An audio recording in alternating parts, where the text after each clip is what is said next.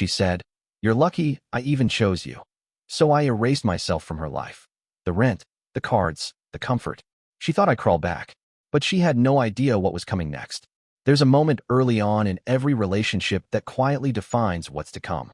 Mine came 6 months in, when Tessa looked me straight in the eye and said, "You're lucky I even chose you." It wasn't teasing. It wasn't playful. It was a statement. Cold, clear, and very serious. I laughed it off at the time. Told myself it was just her confidence showing. We were still in that honeymoon phase. Expensive dates, weekend getaways, lots of late-night talks. She liked the spotlight. I didn't mind staying in the background. At first, it worked. But over time, that one sentence became the foundation of how she treated me. Her compliments always came with a but. I'd cook her dinner, and she'd say, "Thanks, but next time don't overdo the garlic." I'd surprise her with a gift and get, "That's cute. Did Leah help you pick it?" And every time we argued, it circled back to her doing me some kind of favor by being in my life.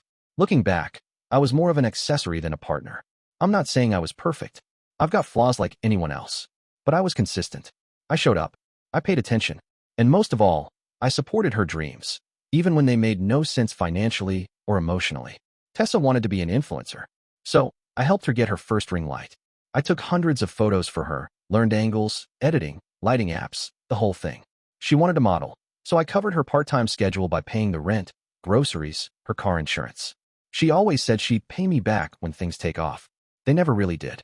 But I kept going, kept investing in us, or what I thought was us. The shift started slowly.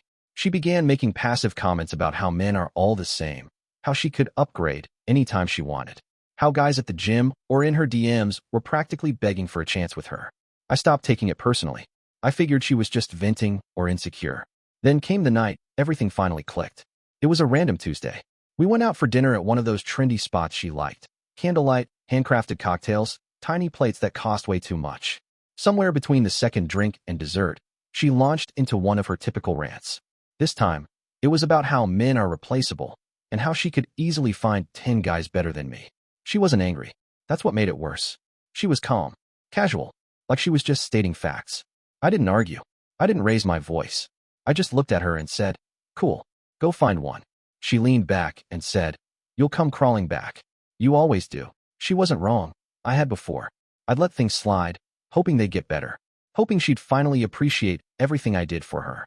But that night, something inside me just stopped. Not out of anger, just clarity. When we got home, she fell asleep on the couch scrolling through TikTok. I stayed up in the bedroom, making a list. Not of what I wanted from her. I'd stopped wanting anything from her a long time ago. It was a list of things I'd been doing, providing, paying for. The ways I made her life run smoothly, quietly, invisibly. And that's when Operation Let's See How You Survive Without Me was born.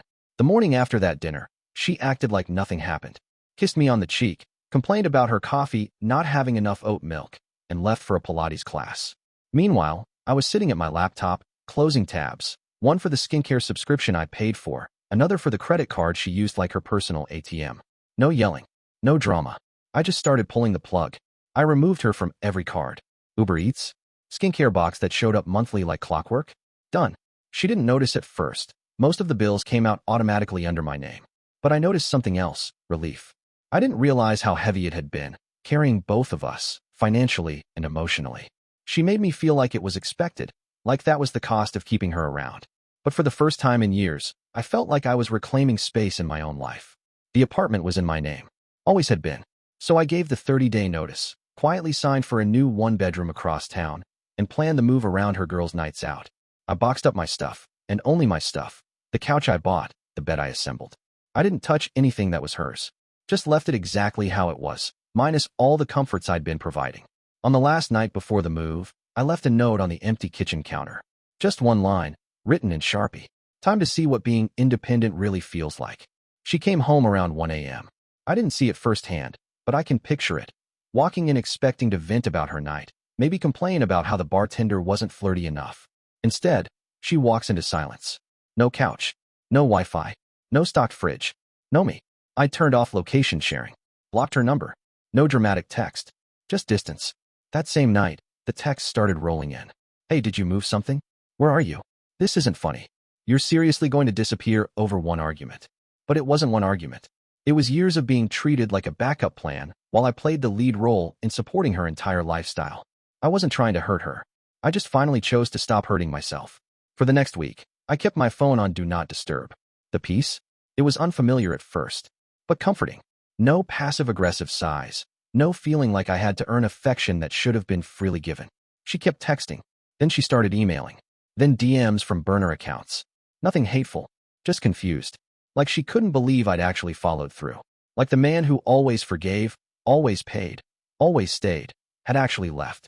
I wasn't trying to prove anything. I just needed space to breathe again. And I wasn't about to hand it back for one teary voicemail. What I didn't expect was how quickly she would spiral, and how public it would become. It started with a story post, a black and white selfie with mascara smudged under her eyes, and the caption, "Abandoned." Broke. Heartbroken, but still standing strong. I didn't react. I didn't reply, but I watched, not out of spite, just quiet disbelief. Tessa had always been good at spinning narratives, and now, she was working overtime to turn herself into the victim of a man who had simply stopped enabling her. Within hours, my DMs were flooded. "Dude, what did you do to her? She's devastated. You left her with nothing?" I stayed silent for a while. Let the noise pass.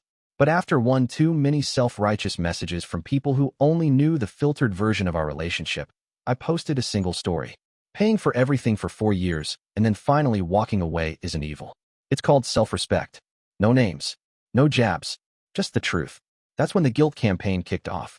Her mom, who hadn't called me once in those 4 years, suddenly found my number. She says she's going to lose her car, she told me through tears. She has no way to get to her job. Can't you at least talk to her? I responded honestly, calmly. "Ma'am, I gave her 4 years of comfort. I'm giving myself peace now."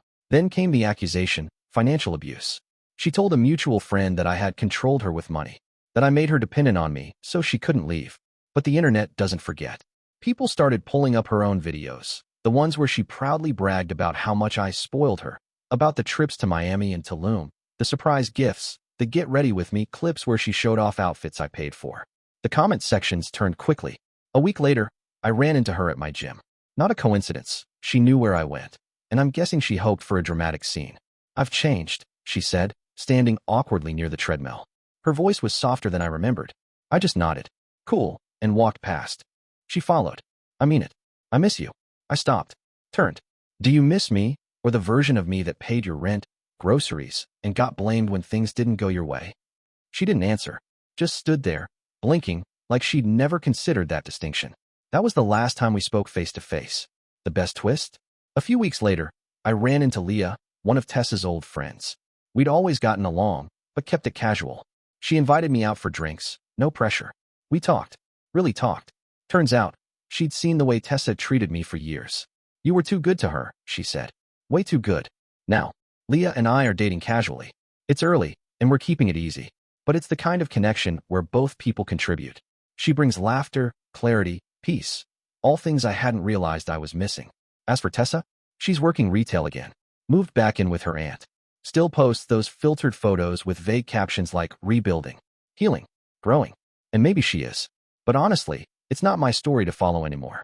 The last message she ever sent me said, "You'll regret this. No one will love you like I did." I read it twice.